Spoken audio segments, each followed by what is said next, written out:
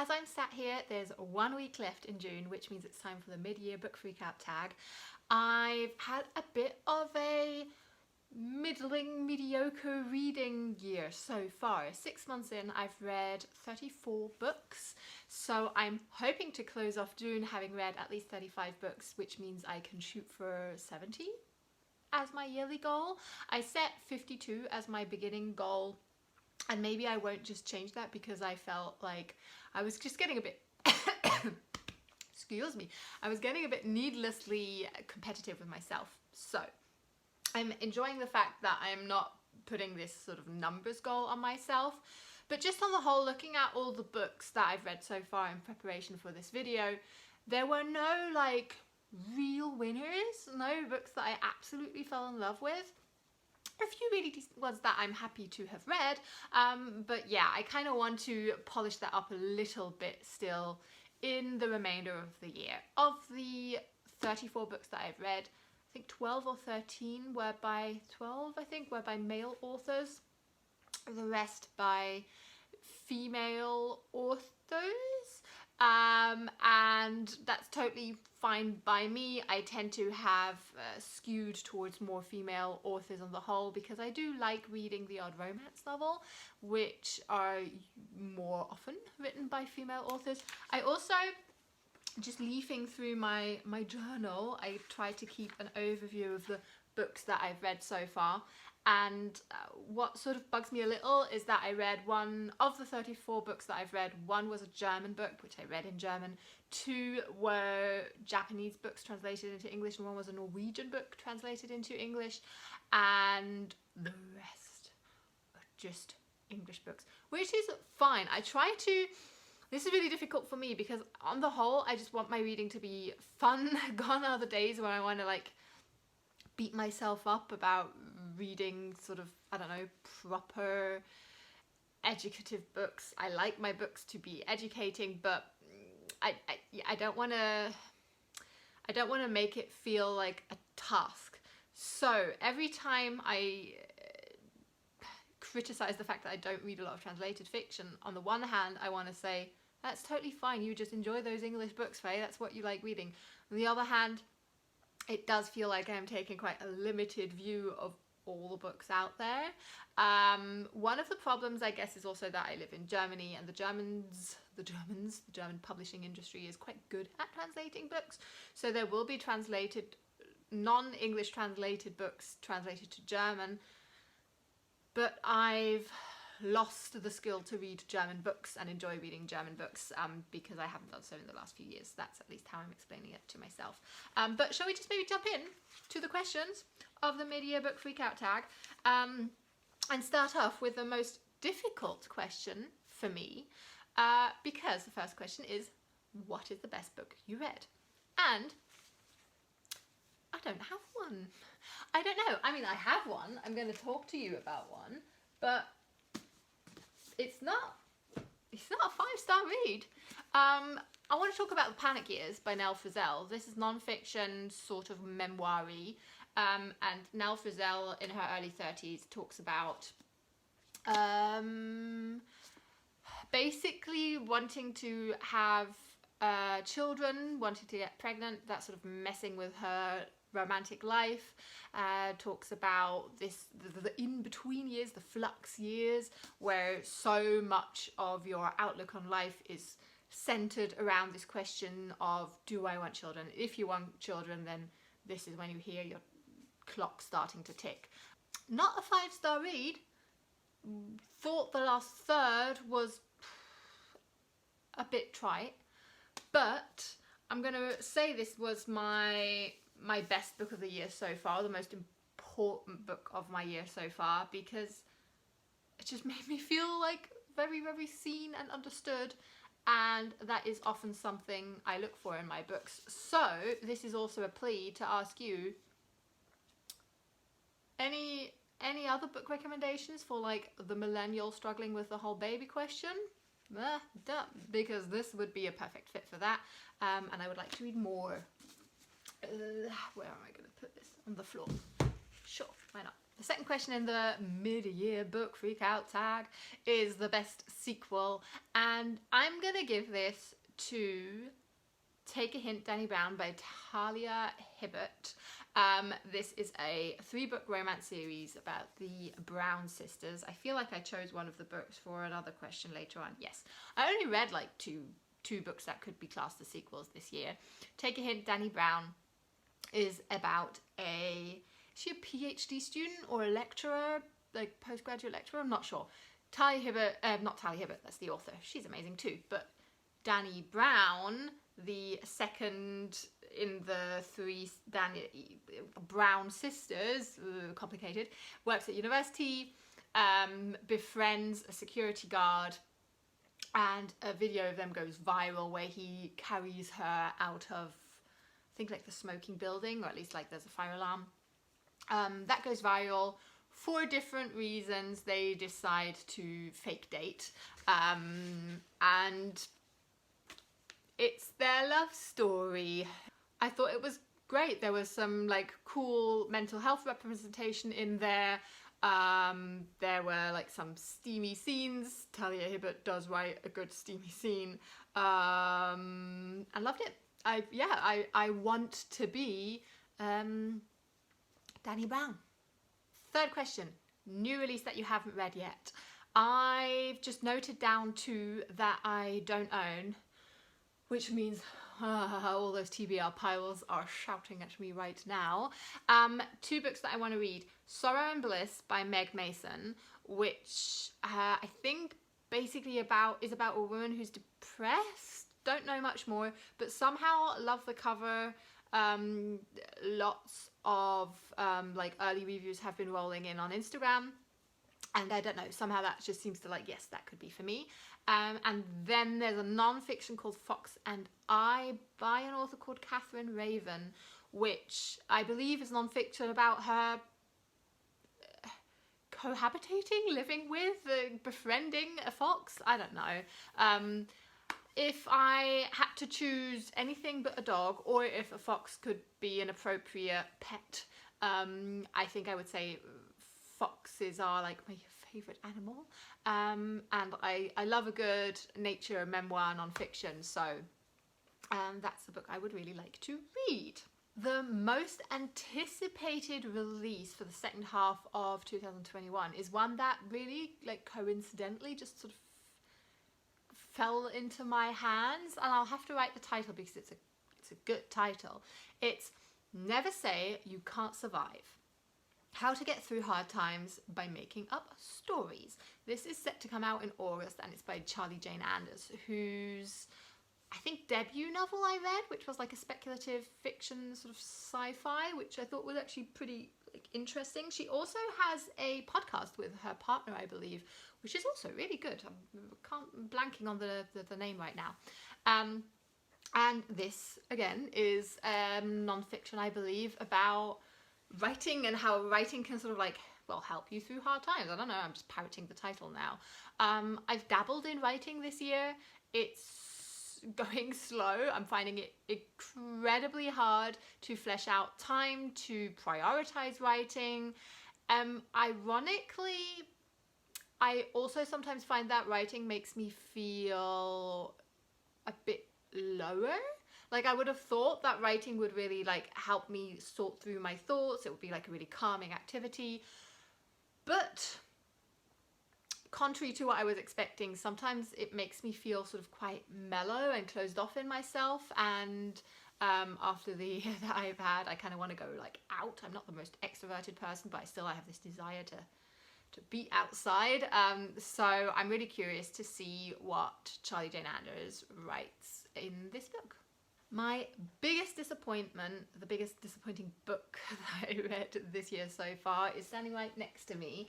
And it's the first in the Attack on Titan graphic novel series, comic series, manga series. I don't know how you're going to call that. And yeah, I wanted to read these together with my boyfriend because he's quite into like anime and I'm into reading, so manga seemed like, you know, the compromise basically. And I feel like the story could be really cool because like it's like a sort of post-apocalyptic dystopian world. People have built these walls around their villages or towns to keep out the titans that are basically out to eat them. And so the plot sort of sounded cool, and Benny said that he'd watched the anime and that was also really, really cool, but the style of it doesn't have me wowed. And just after having read the first one, I wasn't too bothered to read on, which is not great. I do now have this box set, so I guess I might as well push on, but this has been quite disappointing. Not really a book or a series that I've enjoyed very much. The biggest surprise for me was It by Stephen King, which I was really intimidated to read. My copy has over 1,000 pages, 1,100 something, and because it was a gift by my boyfriend, I felt indebted to read it. And this was a surprise because I thought it was a relatively quick read, actually. I mean, it did take me like the entirety of January to read it, but I thought it was a really engrossing, quick, fast-paced read. I still like remember a lot of it, which sounds like a silly thing to say, but I do forget a lot about the books that I read. I thought the characters were great. I didn't feel like it was particularly long-winded, which, given the size, I was worried about. And yeah, I just thought it worked. It worked really well, the way it sort of like goes through the years. Yeah, I thought it was really, really cool.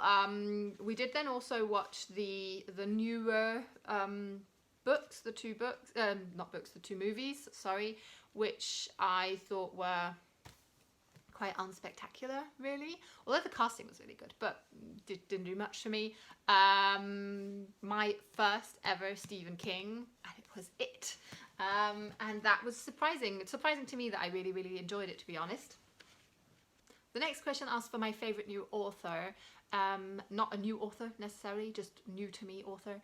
And I have two tentative picks because I only read a book each, and I just have a feeling that they could develop into future favourite authors.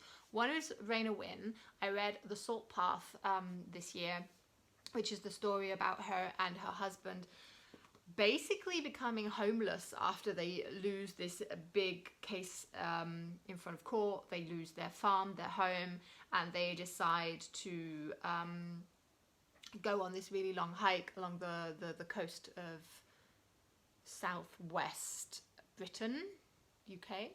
And it was really moving, some very beautiful writing in this, and she has brought out a second book, I think that came out this year, which I should pick up.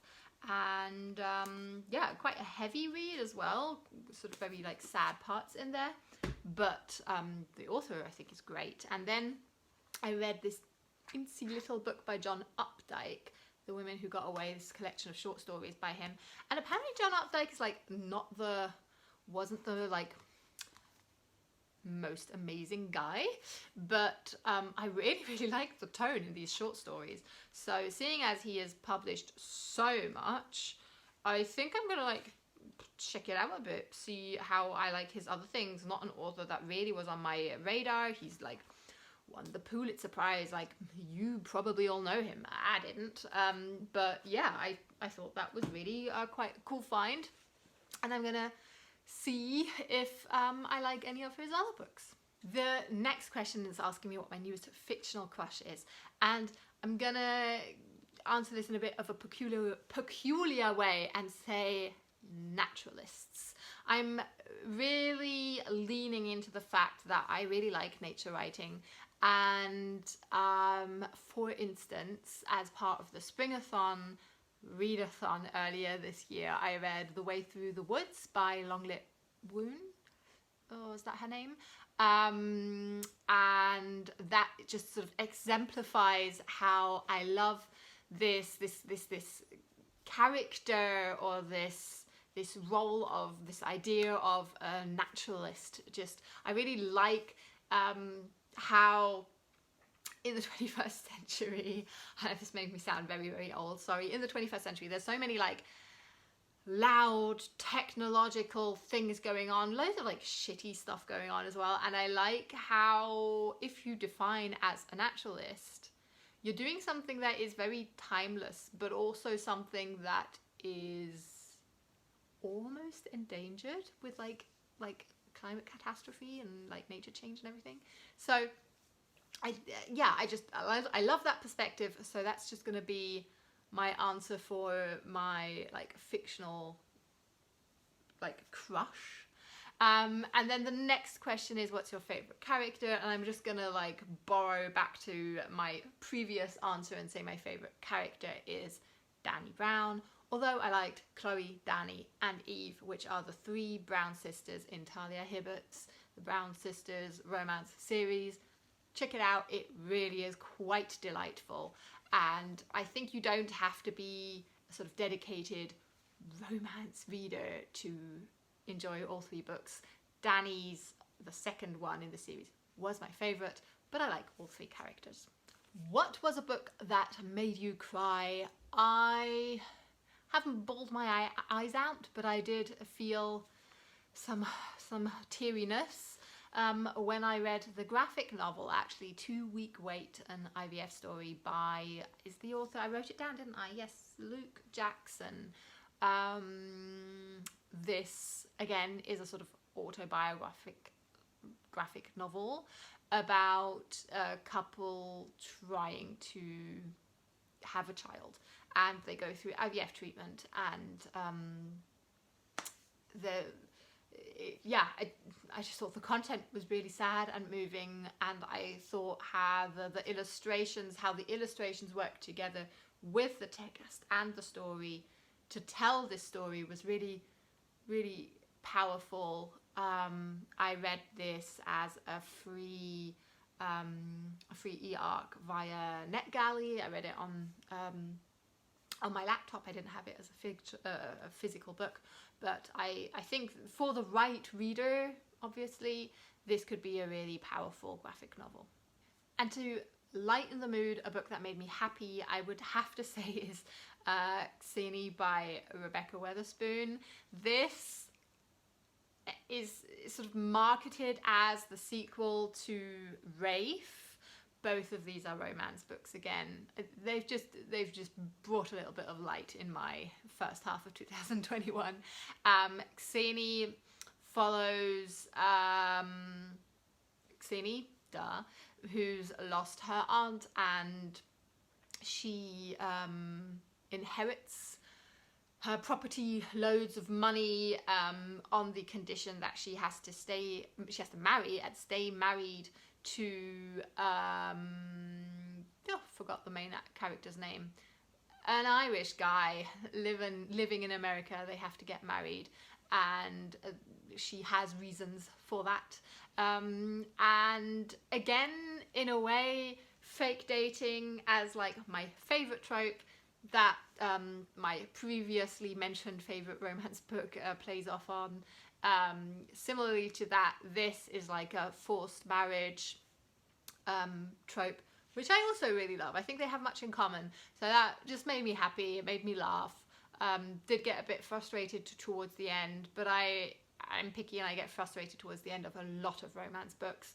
And it also just made me happy because there's like some pretty amazingly like steamy scenes in there that I've never seen in other romance novels. So it is sort of like breaking a taboo in a sense. I thought it was so sex positive.